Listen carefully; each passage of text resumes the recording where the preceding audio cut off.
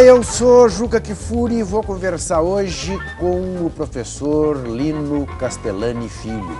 Quem é Lino Castellani Filho? Lino Castellani Filho, por Lino Castellani Filho, uma pessoa que desde garoto teve vontade de assumir um papel de protagonista nas coisas que fosse viver. Nunca se satisfez com o papel de coadjuvante. E com os seus limites, que são muitos, buscou, ao longo de sua vida, assumir um pouco desse sentido protagônico. Alguém que curte a vida porque busca seguir à risca os ensinamentos do seu avô. Da vida o que se leva é a vida que se levou.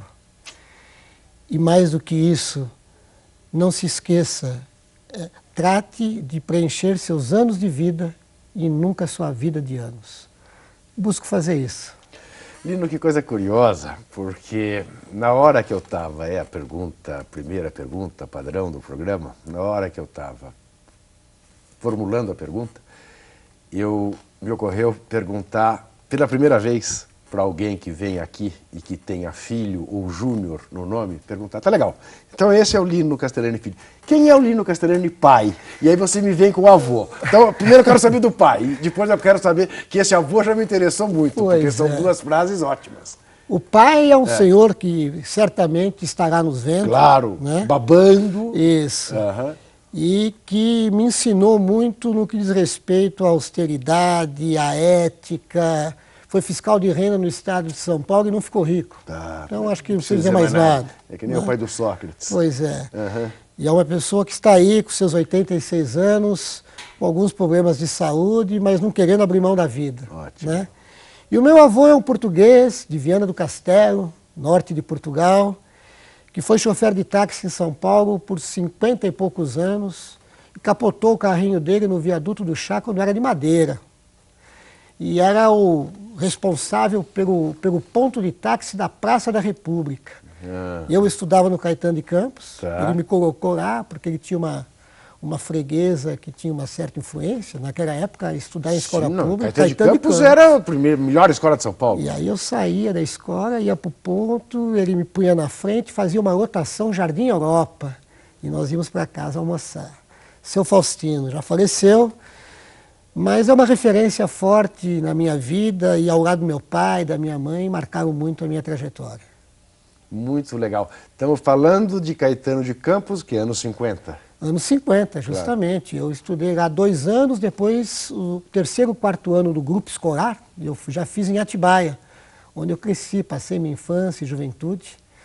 Também curti bastante aquele campo lá. Deixa eu dizer mais um pouco do Lino. O Lino é, assim, uma espécie, ele não vai gostar que eu diga isso, mas é a verdade, uma espécie de guru de toda uma geração de professores de educação física e esporte no país. Ele foi, não sei se já apareceu aí, secretário do Ministério, da primeira gestão do Ministério do Esporte do governo Lula, secretário de Desenvolvimento do Esporte do Ministério do Esporte. Já lançou, entre outros, este livro que é um clássico da educação física no Brasil, cujo título é exatamente este, Educação Física no Brasil, a história que não se conta, que é um livro da editora Papyrus e, mais recentemente, Gestão Pública e Política de Lazer, a formação de agentes sociais, que ele organizou pela editora Autores Associados lá de Campinas. É professor da Unicamp, pós-doutor, é tudo, essas coisas, todos os títulos que alguém possa ter nessa área. E foi orientador, quem assistiu à entrevista aqui do presidente do Colégio Brasileiro da Ciência do Esporte, o professor Fernando Mascarenhas, quem orientou a tese dele foi o Lino. Falamos muito do Lino naquela entrevista e me ocorreu por que até hoje eu não tinha trazido o Lino aqui para conversar. O que o Lino tem de essencial? Além de todas as formulações que faz e de um desempenho vida afora, de uma biografia absolutamente honrada nessa trilha, é absolutamente crítico e por ser absolutamente crítico, nunca surfou em nenhuma onda, nem quando pôde surfar na onda. E são essas as pessoas que eu acho que fazem o país ficar melhor. Então, Lino, eu queria, exatamente antes de qualquer coisa mais específica, queria que você contasse um pouco, né, para quem está nos vendo, como é que você imagina o esporte no Brasil? Quer dizer, sonhar um pouco, o devaneio. Pois é um devaneio, porque, Juca, eu não sei se por ingenuidade ou por acreditar que tinha chegado o momento, pensei que pela primeira vez na minha vida eu poderia estar ao lado de quem definisse o caminho a ser seguido no desenvolver de uma política para esse nosso país. E não precisei de muito tempo no Ministério do Esporte para perceber que eu também lá teria que fazer um papel de contra-hegemonia, né? Também lá não prevalecia aquilo que durante muito tempo toda uma geração, todo um grupo, evidentemente nunca sozinho, se propôs a construir e apontar. Um esporte que, como diz nosso amigo Manuel Sérgio, seja um espaço de desenvolvimento humano, que sirva para nos fazer mais humanos, mais gente, né? Um esporte que lide com valores que traduz um pouco mais dessa humanidade. Veja, nós temos conhecimento, nós temos instrumental teórico, produção teórica que permite isso. A nossa área acadêmica, configurada há mais de 20 anos, deu conta disso. Não só aqui no Brasil, como em outros países. Mas a vontade política ainda não se fez presente. E eu pensei que, naquele momento, teria essa oportunidade. Mas o partido ao qual eu sou vinculado resolveu terceirizar o esporte. E eu não vejo problemas em entregar a coordenação de uma política a um partido aliado, desde que essa entrega se faça a partir de uma conversa programática. Está aqui um programa, vamos seguir. Mas não foi assim que aconteceu. Entregou e não definiu diretrizes, né? E ajudou a fazer com que o partido que assumiu o Ministério do Esporte ficasse refém do campo conservador da educação, do esporte, da educação física brasileira. Refém dos comitês olímpicos, refém das confederações, do sistema federado e de uma lógica que há mais de 20 e poucos anos, né, a gente vem tentando alterar, tentando dar outros contornos. Fato concreto, que o campo esportivo, e você sabe disso tanto quanto eu, é um campo conservador, né? E não demos conta até o presente momento de fazer com que as condições objetivas para se alterar a hegemonia desse campo conservador na definição das políticas, né, pudesse acontecer. Mas continuamos na luta.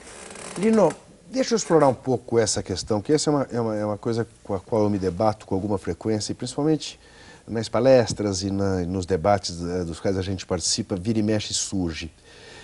Eu durante muito tempo também, eu falava muito isso e usava exatamente esse termo, né? Não há nada mais conservadora do que a estrutura esportiva brasileira. Talvez a última instituição, a última área que a gente consiga mexer no Brasil será exatamente no esporte, de tão conservadora que ela é. De uns tempos para cá, eu tenho dito que ela não é conservadora, porque conservadores, até a humanidade deve até ao pensamento conservador alguns avanços, por contraditório que pareça. Eu diria, não é melhor a gente usar o termo, ela é profundamente reacionária, mais do que conservadora, ela é profundamente reacionária, avessa a qualquer tipo de mudança e corrupta, quer dizer, uma coisa casada com a outra. Bem, as palavras que você usou aquelas são aquelas que eu não quis usar por receio de saber até onde utilizar. Mas você está coberto de razão, é mais do que conservadores, são retrógrados, são reacionários. E sim, por conta desse reacionarismo e desse caráter retrógrado, um espaço muito favorável a práticas corruptas. Não resta a menor dúvida, como toda a nossa sociedade, todo o nosso campo político, todos nós estamos impregnados de uma lógica, de uma cultura corrupta, é verdade, desde o trocadinho que você dá para o guarda na estrada não te multar até lá na frente. Isso, nesse campo em particular, ele se apresenta de uma maneira muito mais reforçada, muito mais fortemente considerada, né? E isso dificulta porque, veja, digamos que os setores mais avançados, mais progressistas, eles têm outras bandeiras, outras lutas a lutar, outras coisas a enfrentar, e o esporte fica no segundo, terceiro plano. Você tem razão. E nós, na esquerda, temos culpa nisso, e, Claro. digamos, me permita, Sim, nos claro. colocarmos no campo Sim, da esquerda. sem dúvida. Porque, durante muito tempo, a esquerda teve o esporte, o futebol em particular, como algo especificamente dotado de uma essência alienante. Eu vou te interromper exatamente para poder continuar deste ponto a conversa no próximo bloco. Até.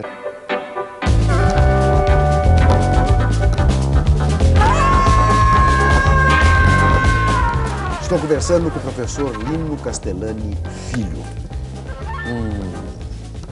idealista. Aqueles que preferem desqualificar dirão mais um Quixote que o Juca traz ao programa dele. 2 Quixotes conversando. E aí sempre gosto de lembrar da frase do Ariano Suassuna. Ele me chamou de Quixote achando que estava me ofendendo. Ora, não, é um elogio. Continua. Pois é, eu acho que nós somos idealistas, mas daqueles que sabem da necessidade da intervenção na realidade para dar conta, né, das mudanças que todos nós desejamos ver acontecer. E que não necessariamente só a vontade é suficiente para que isso aconteça. E é exatamente sobre isso que nós vimos falando. Nós temos um cenário esportivo, né, onde a presença do campo conservador ainda é majoritária. Embora a correlação de força já tenha se alterado bastante, de 20 e poucos anos para trás. Aliás, Juca, você nem lembra. Nós nos vimos pela primeira vez, sentamos numa mesa, numa calçada e tomamos uma cervejinha juntos. Em Muzambinho? Muzambinho, 1984, Juca. Eu lembro. Então nós não estamos nessa estrada desde ontem não, faz um tempinho. Você ainda não era o Juca que é hoje, mas já estava nesse caminho. E eu também estava dando meus primeiros passos no nosso campo. E já naquela época nós defendíamos isso que estamos defendendo hoje. Você citou o Suassuna, eu cito James Baldwin, que deixou gravado no túmulo do Martin Luther King. Nem tudo que se enfrenta é passível de ser modificado, mas nada se modifica até que nós enfrentemos. Claro. Né? E é isso que nós fazemos, né? Com os pés no chão e buscando ser coerentes com essa vida, com essa trajetória e com esses valores. E é o que vimos fazendo na universidade e por aí afora. Então, a sua militância, ela é fundamentalmente, sempre foi na universidade, embora você tenha tido, não só no Ministério do Esporte, mas como também aqui em São Paulo, né, na prefeitura da Luiza Erundina, um papel, digamos, mais de executivo. E gestor. De gestor, né? Que lições você tira dessas experiências, até para a sua prática teórica? Correto. Ora, tem tudo a ver com aquilo que eu disse no início, provocado por sua pergunta. Se eu quero ter um papel protagônico, dentro dos meus limites, é óbvio, sem arrogâncias, né, eu não posso ficar de costas para a realidade. E o mundo acadêmico é muito condenado porque às vezes dá a impressão de que vive num mundo de fantasia, né? E essa minha aproximação com a prática concreta da gestão pública, da administração pública, é quem me traz elementos da realidade para fazer com que a minha teorização seja a teorização de uma prática, né? E uma teorização de uma prática que eu não quero meramente reproduzir, mas quero transformar. Então, para mim, tem sido fundamental esse diálogo, essa interlocução, e isso me ajudou a escolher a área de concentração, as linhas de pesquisa em políticas públicas de esporte, educação, lazer, como campo de estudo, de orientação acadêmica e de intervenção, seja como gestor, ou seja assessorando gestores, prestando consultorias a administrações públicas principalmente, embora também tenha um lugarzinho para o campo privado. Lino, eu não quero te deixar em nenhuma saia justa, até porque não é esse o interesse e o objetivo desse programa. mas é mais ou menos inevitável. Como é que você, dentro do Partido dos Trabalhadores, leva esta crítica? E como é que, nesses setores mais sensíveis do PT, a sua militância e a sua crítica é recebida? Porque eu faço ideia que seja um pouco assim, porque como boa parte das coisas que você diz e das críticas que você faz são irrespondíveis do ponto de vista dos progressistas, eu imagino que você deva receber assim resposta, mas não deu, é de fato uma pena, escorreu pelos dedos, quem sabe adiante a gente retome. É um pouco por aí, porque...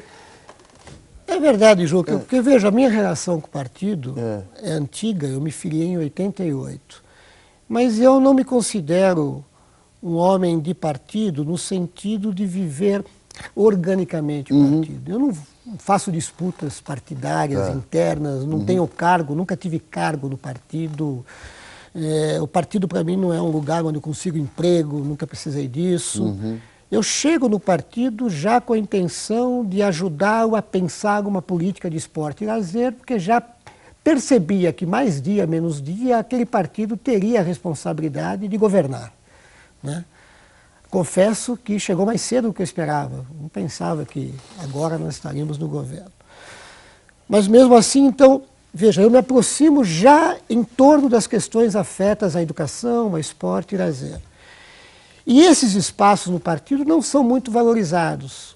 Espaço de formulação de políticas, de teorização, de reflexão, tem muito pouca presença no cotidiano da política, que é um cotidiano, né, como diz aí outros filósofos, quer dizer, a política é a guerra, é a continuação da guerra por outros meios. Isso. Né? Eu costumo ver a política mais como a arte de construção de consensos, construção de possibilidades de avanço. E às vezes eu encontro, por exemplo, dentro do partido, alguém que olha o teórico, o acadêmico, agora vem o teórico. Isso. Às vezes eu estou na universidade e eu ouço, agora vem o militante. Quer dizer, é sempre uma situação incômoda, né? Eu, nesses 20 e poucos anos, 30 anos, lido com isso, né? Mas o PT também não é um bloco monolítico, né? Ele também tem distintas facetas. Eu encontro aqueles que não dão a menor bola, até porque, Juca, e você sabe disso, para se falar de economia, você chama um estudioso e o que eu preciso falar, alguém da saúde é a mesma coisa, mas falar de esporte, pô, eu fui centroavante de São Bernardo, pô, então, né? Você não gosta de jogador dizer que não pode jogar 3 vezes por semana? Eu jogava na Várzea, meio-dia, às 3 da tarde, às 5, tendo tudo. E aí, se os nossos deputados, senadores, vereadores tivessem a mínima preocupação de ler 10% do que o próprio partido deles já construiu de diretrizes, princípios ligados à política esportiva e de lazer, ficariam com vergonha das besteiras que falam por aí. Tamanho senso comum que orienta a visão de mundo que eles explicitam como políticos e políticos de um partido extremamente progressista. Então, se eles são progressistas nos campos específicos deles, quando abrem a boca para falar de esporte, são conservadores no sentido de senso comum, de repetir mais do mesmo, de uma modernização conservadora, um avanço, né? E dentro do PT foi isso o tempo todo.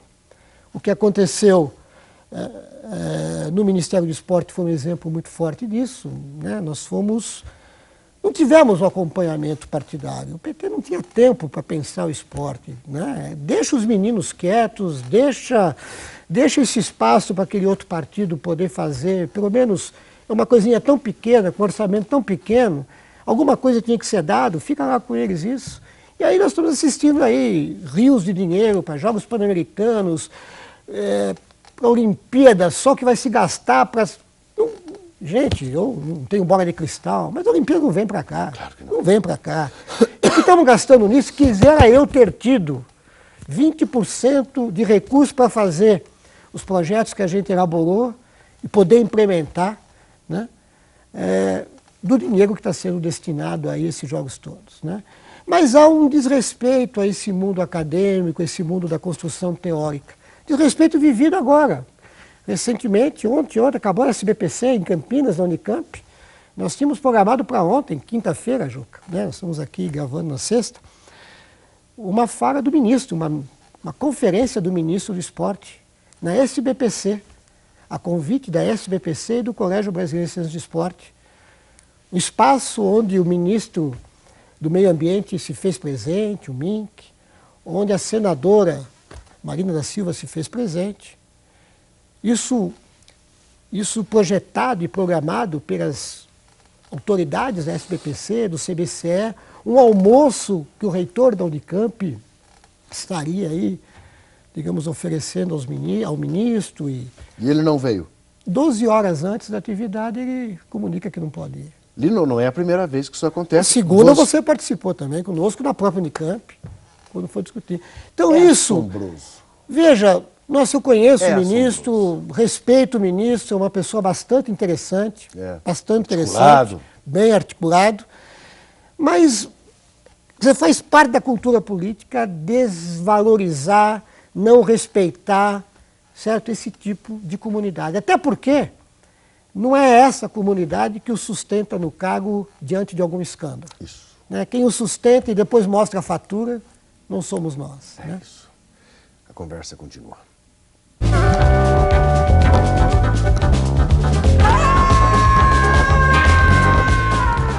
Eu estou conversando com o professor Lino Castellani Filho. Você querendo conversar com o Juca Entrevista, entra aí nesse endereço www.spn.com.br/Juca Entrevista.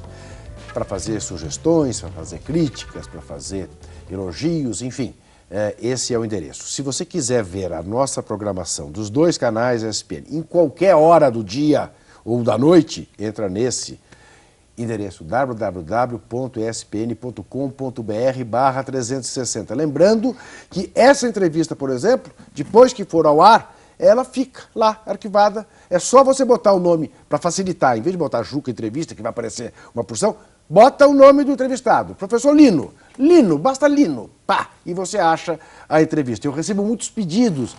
Eu quero o DVD, eu quero... Como é que eu faço para conseguir a entrevista?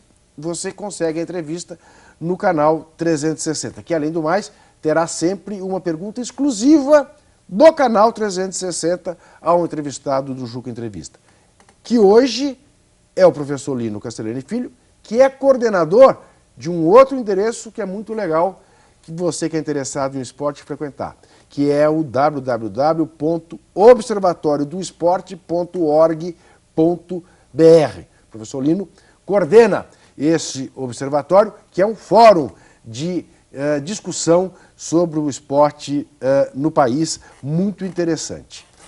Você falava sobre as nossas culpas, nossas máximas culpas, durante tantos anos, exatamente a vanguarda brasileira, a dita inteligência brasileira, tratava o esporte, especificamente o futebol, como fator de alienação. Cada gol do Brasil atrasava em 10 anos a Revolução Brasileira. E olha, demorou para que a gente conseguisse sair disso, né? A piada que mais se gostava de contar na nossa intelectualidade era que pé de atleta tem cura, cabeça não. Não é isso, Lino? É verdade. Isso é uma fase superada, né? Quer dizer, na verdade não, Juca. Ainda tem, você acha que tem sequelas ainda disso? Juca, nós temos no Brasil aproximadamente 1.200 ou 1.200 cursos superiores de educação física.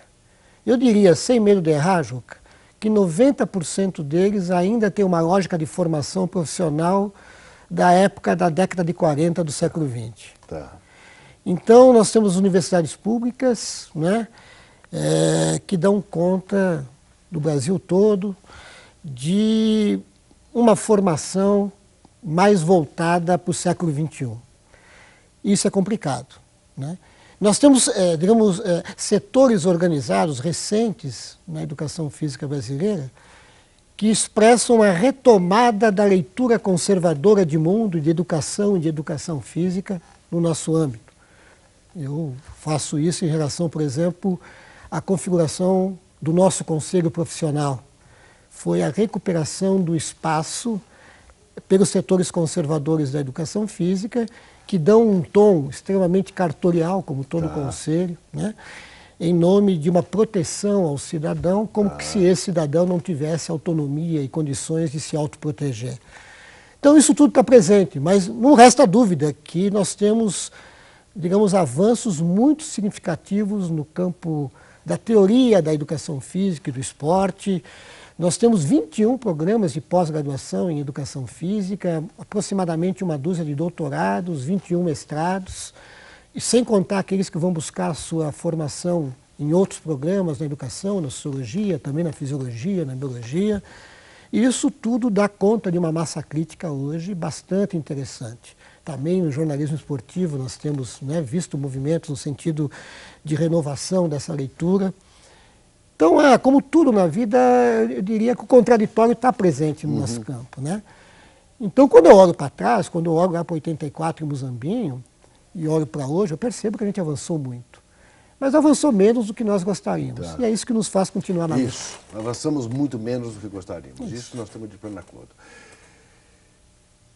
Por que nesse aspecto, Lino, eu queria que você pensasse um pouco em voz alta com o nosso assinante, com o nosso fã do esporte, sobre algumas ideias que são arraigadas na cultura esportiva e que são muito difíceis de serem combatidas sem parecer que a gente quer destruir tudo. Por exemplo, a ideia da mente sã no corpo são. Eu queria que você falasse um pouco sobre isso. Mente sana in corpore sano. Durante muito tempo isso foi referência central e, na verdade, agora, mais do que nunca, se percebe digamos, o sentido discriminador que está presente nessa frase. Só teria mente sã aquele que tivesse um corpo são. As pessoas com deficiência, então, coitadas, não teriam essa oportunidade. Eu penso que essa reflexão já está presente há um bom tempo, há uma discussão acumulada no campo da atividade física adaptada, né? Nós temos gente com uma produção bastante interessante de encorpadura filosófica. Estou lembrando aqui do professor Apolônio, da Federal de Uberlândia, com uma tese de doutorado bastante interessante nesse campo. Então já há a compreensão, por exemplo, durante muito tempo, eu diria que no século XX até os anos 70, nós ainda pensávamos a educação física e o corpo na perspectiva da leitura positivista de mundo, né, Ju? Corpo dividido em espírito, alma e matéria ou razão e matéria.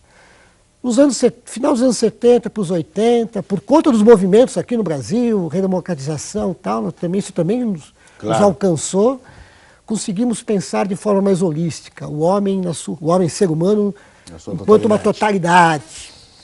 Mas aí nos subdividimos, a totalidade homem, mais abstratamente visto, né, aquele homem em essência, que foi a leitura fenomenológica de mundo que nos trouxe, né, já não estava mais dividido, mas era um homem, digamos, idealizado.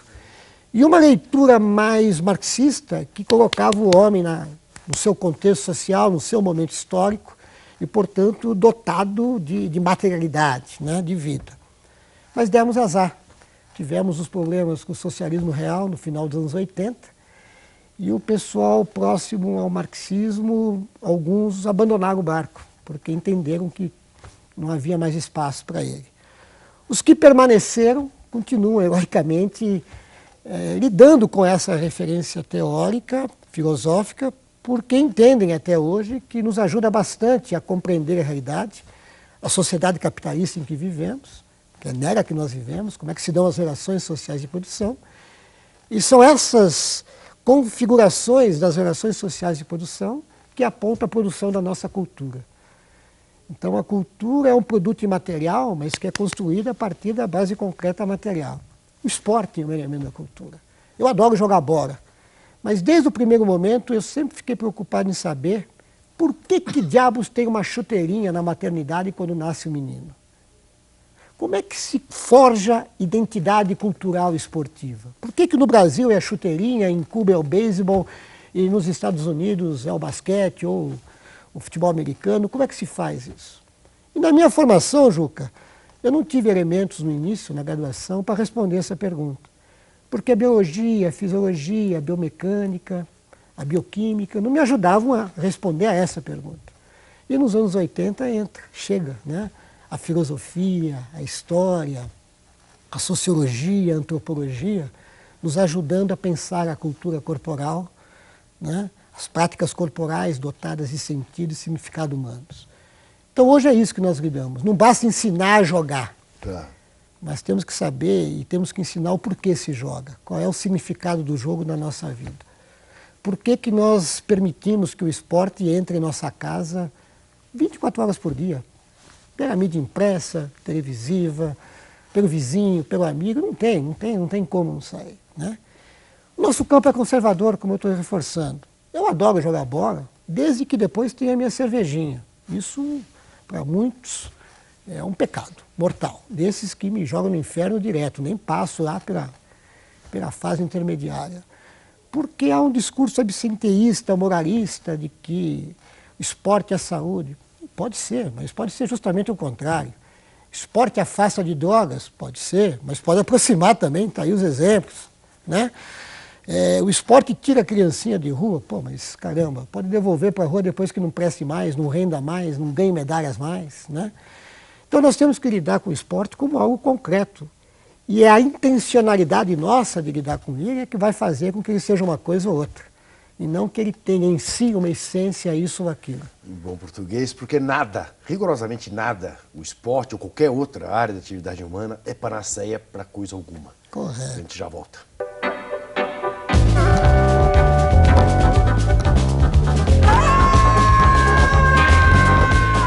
Converso com o professor Lino Castellani e começo a lamentar que só faltam 2 blocos. Porque eu vou mais longe. Não na provocação, na constatação. Então, a mente sã em corpo são, você ouviu.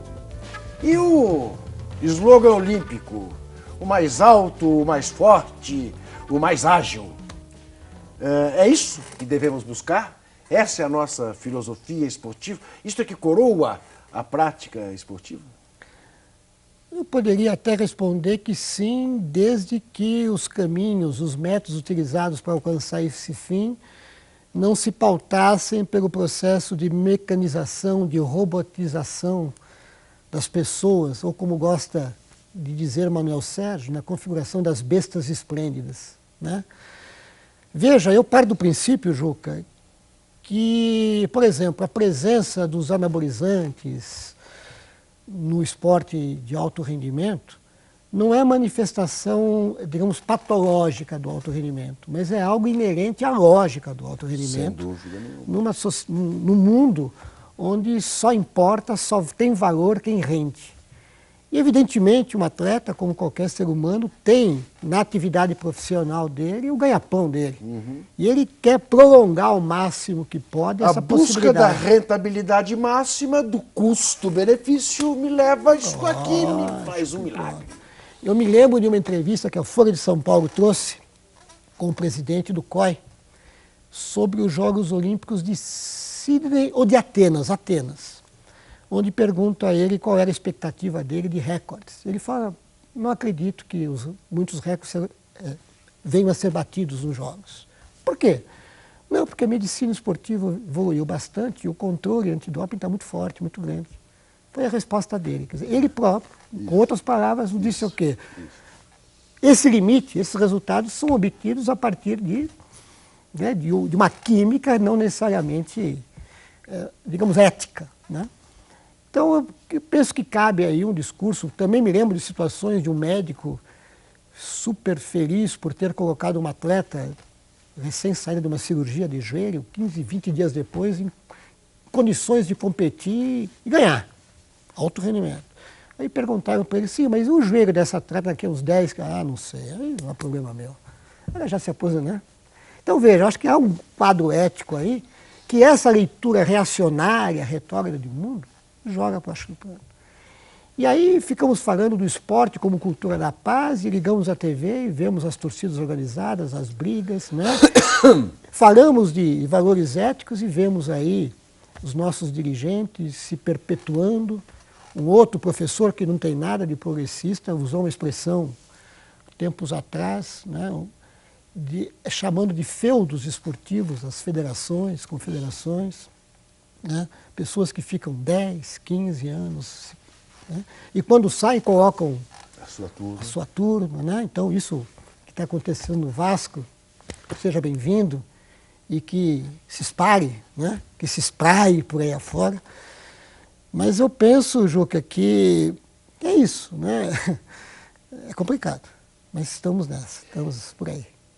E é curioso, né, Lino, porque quando você olha essa coisa do continuismo e sempre mantido por quem, quando estava fora do poder, fazia a crítica do continuismo, né? Outro dia eu conversava, não sei com quem aqui da natação, acho que com o Ricardo Prado. E ele até dizia que é inegável que houve um avanço, né, na gestão do Coraci, né? E eu contava a ele, pois é, mas eu conheci o Coraci, onde eu chegava, ele estava perto e dizia, precisamos tirar aquele pessoal de lá, estão há anos lá, estão há anos lá. E ele está há anos lá e não cogita de sair, como se só ele fosse capaz de fazer isso. Né? Que é a prova provada da falta de política, né, o Lino, entre outras coisas. Sem dúvida. Por exemplo, tem uma iniciativa do Ministério do Esporte, muito pouco tratada na mídia, porque não dá impacto, que é a configuração de um sistema nacional de esporte. Isso, aliás, eu queria falar sobre isso. É algo, se vier, bastante interessante. Por outro lado, está sendo construído, dentro de uma correlação de forças que não é favorável a essa leitura mais progressista das coisas. Mas dentro desse sistema nós temos que definir quem são os agentes que se envolvem, né? Quais seriam suas responsabilidades, suas competências, relação público-privado. Dentro do âmbito público, o que é responsabilidade do município, o que é do Estado, o que é do governo federal, nós não temos isso. O SUS está fazendo 20 anos agora, Sistema Único de Saúde, né? 20 anos. Nós estamos construindo o Sistema Nacional de Esporte. Então nós temos uma classe dirigente que não ter sistema é o melhor dos mundos para ele. Que reforça essa possibilidade de eu me perpetuar. Né? Porque não há lei, não há regra, não há nada normatizado entre uma comunidade e aí mais. O conceito de autonomia das entidades dirigentes virou o conceito na terra de ninguém, né? Soberania, não é autonomia. Porque a autonomia, veja, ela é sempre relativizada por alguma coisa acima. Claro. Se eu não tenho essa coisa acima, eu não tenho autonomia, eu tenho soberania, eu sou soberano. Né? E me perpetuo e reproduzo as minhas relações de poder de tal maneira que mesmo quando eu saio, quem entra vai continuar fazendo aquilo que eu vinha fazendo e privilegiando os mesmos setores, as mesmas pessoas, né? E por aí afora. Então eu penso que valeria a pena vocês, do jornalismo esportivo, acompanharem mais de perto, até porque é fundamental que vocês acompanhem para impedir ou minimizar o risco de que essa leitura conservadora, essa postura conservadora, retrógrada e reacionária prevaleça na configuração desse sistema. Porque se passar sem a mídia, sem os holofotes presentes, a possibilidade de que se construa um sistema que vai estar lá para reproduzir o que nós estamos combatendo é grande. Então veja, é um cenário de novo contraditório, mas que exige muito de nós, Ju. Lino, mas aí até por uma questão, para ficar bastante claro para o nosso fã do esporte, né, e de nenhuma postura corporativista, essa crítica que a gente faz ao reacionarismo da classe dirigente, da superestrutura do nosso esporte, infelizmente você pode fazer quase que automaticamente também a nossa mídia esportiva. Com suas ilhas de excelência, com os seus oásis e tal. 9 fora 2 ou 3. Exatamente, porque ela é promíscua no relacionamento com esta gente, ela se aproveita disso e ela reproduz isso deliberadamente. Sem dúvida alguma. Quando eu me reporto ao campo esportivo, eu incluo a mídia esportiva, o jornalismo esportivo, né? Porque são eles os atores, são todos esses segmentos atores daquilo que acontece no campo esportivo, que não reproduz necessariamente as relações entre classes sociais que se dão num grau de totalidade maior. Você consegue ver, por exemplo, algumas aproximações, né, algumas articulações entre atletas e dirigentes, né, que não necessariamente reproduzem aquilo que no outro setor da sociedade está estabelecido. Romper isso não é coisa simples, é coisa de tempo. Está aberta a possibilidade, quer dizer, a última Conferência Nacional de Esporte, eu ainda estava por lá no início da construção, teve como tema exatamente isso, construindo um sistema nacional de esporte e lazer. E eu estive agora recentemente envolvido em alguns algumas iniciativas, seminários, fóruns de construção de programas de governo para essas eleições agora. Estive em Diadema, estive em São Bernardo, estive em Guarulhos, né? Setores do nosso campo construindo. E o que mais se percebe é isso, Juca, é uma dificuldade de saber exatamente qual é o papel do município. Porque querem que o município destine recursos para o alto rendimento, quando recursos públicos municipais têm que ser para garantir o acesso ao esporte como direito a toda a população. Ao quatro-olho, ao gordinho, ao que não tem habilidade, mas que curte, que quer estar com o filho, quer brincar. Né? Mas não, eu destino para o alto, né? Porque eu quero, digamos, que o esporte me promova, não promova o meu cidadão. E não é por outra razão que você sempre me vê criticar, por exemplo, o time de futebol de Barueri, ou de São Caetano, ou de Ipatinga, porque não é isso, não é para isso que a gente paga os nossos impostos. É para que a população de Ipatinga, o menor, o desassistido, o excluído, o da terceira idade, o portador de deficiência, tenha direito ao acesso ao esporte e ao lazer. E não torcer para o time do Ipatinga, que é artificial, como é o de Barueri, o de São Caetano, e pelo Rio de Janeiro afora, né, em boa parte das suas prefeituras. A gente volta para o último bloco.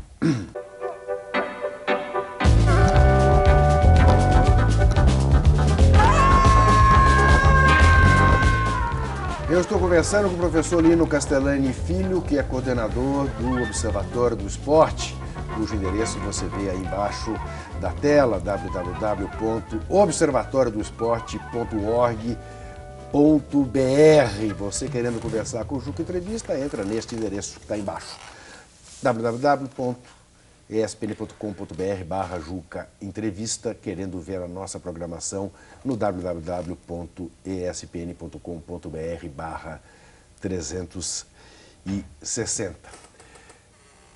Para não parecer que a gente é chato só, a experiência da Conferência Nacional do Esporte é uma experiência muito rica, né? Que mobiliza muita gente. Sem dúvida. Né? Tem sido devidamente aprofundada como deve? Eu diria que não. Não. Diria que não, porque se o Ministério do Esporte, Juca, veja como isso é paradoxal, privilegiasse isso, o ministro já teria caído. Que democratizava, né? Demais, né? E, por outro lado, ele passaria desapercebido, porque a mídia também não se interessa por esse tipo de assunto.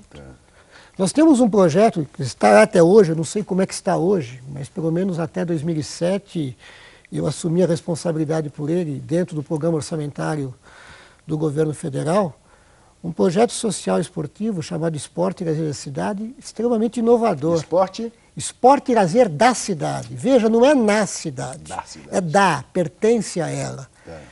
Então, veja que é construído a partir de uma lógica de gestão democrática, de participação popular, de democracia participativa e não representativa, que é uma novidade para nós como um todo, e no esporte, então, nem se conta.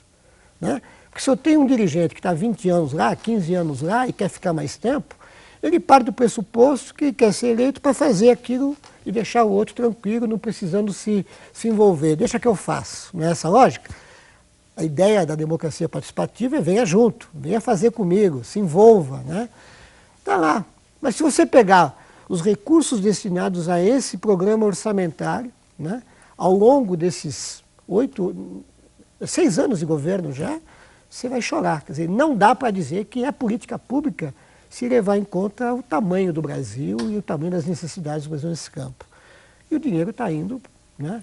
O Tribunal de Contas da União tem dito isso. Nós estamos desrespeitando a Constituição brasileira. O Tribunal de Contas da União não sou eu. Acaba de informar que até agora não apresentou o relatório final dos Jogos Pan-Americanos, porque há mais de 20 sindicâncias abertas sobre irregularidades nos gastos públicos com vistas aos Jogos Pan-Americanos do Rio de Janeiro. E nós estamos partindo para as Olimpíadas com 85 milhões de Chego reais a dizer destinados. Que é irresponsabilidade, com toda sinceridade. Porque com essa estrutura, porque veja, o governo também fica numa posição ruim, porque nós temos uma estrutura esportiva, Juca, com entidades com personalidade jurídica de direito privado. Então o governo não pode entrar lá dentro. E é o melhor dos mundos, Juca, porque é o seguinte, eu tenho soberania, né, não é nem autonomia, mas não vivo sem o seu dinheiro. Isso. Poxa, Claro. vamos nessa. Claro. Né? Então, veja, digamos, pensar um sistema é mudar isso. Para que fique claro para você em casa, é mais ou menos como o filho que com 20 anos diz para você: papai, mamãe, quero ir embora, vou morar na minha casa. Legal, filho. Nada mais justo, está na hora, talvez, né, da sua independência. Mas eu não tenho como me sustentar, eu quero que você pague meu aluguel, que você pague a minha comida, lavanderia. Aí não dá. Aí não dá, é isso. É assim que vive o nosso todas as esporte. letras. Eu tenho absoluta independência, mas papai Estado, pague aqui, porque senão eu não tenho jeito de sobreviver. E toda vez que o Estado tenta dizer como usar o dinheiro, imagina, está entrando, está interferindo em gerência, e a minha autonomia onde é que fica? Então é complicado. E nós estamos com uma... Veja agora, por exemplo, a lei de incentivo fiscal ao esporte. Veja quem está pegando o dinheiro, quem está captando o dinheiro. São Paulo, Atlético Mineiro, Não, o Clube você Pinheiros, o Minas Tênis Clube. Claro. Então, deixar muito claro, nada contra o São Paulo, o Atlético Mineiro, o Minas Tênis Clube, o Pinheiros, que fazem trabalhos muito bons nas suas áreas. Mas é aquilo, vai sempre o rio correndo para o mar, o rio correndo para o mar. Não irriga, né, os pequenos. Então eu penso que nesse sentido há muito que se fazer ainda. É um dos campos que a gente poderia ter avançado mais, não avançamos. Eu penso que não se deu sustentação que precisaria ser dada para que esse campo pudesse ter possibilidades de avançar mais do que avançou. Então é complicado, mas a gente não desiste não. Lino, qual é o seu time de coração? Sou São Paulino. São Paulino. O Lino. Eu não sei porque eu achava que o Lino era santista. Não. Porque eu não tinha assim, eu tinha a ideia de que você era assim ainda um herdeiro das maravilhas feitas pelos Santos de Pelé. Era o meu segundo time, né? Lógico. Mas o São Paulo sempre foi o primeiro por influência, aí não do meu avô, mas de um tio. Meu avô era corintiano, sócio remido do Corinthians. Era só o que eu queria que ele dissesse, entendeu? E este avô que disse que você não leva a vida. Como é que é? Da vida que se leva é a vida que se levou. É a vida que se levou. É isso. E não preencha a sua vida com os anos. Preencha os seus anos de vida e não exatamente. a sua vida. Esse é um filósofo corintiano. Só podia ser o avô do Lino. Lino, muitíssimo obrigado. É isso, Juca, foi um prazer imenso. Lino voltará, sem dúvida nenhuma. A gente se vê.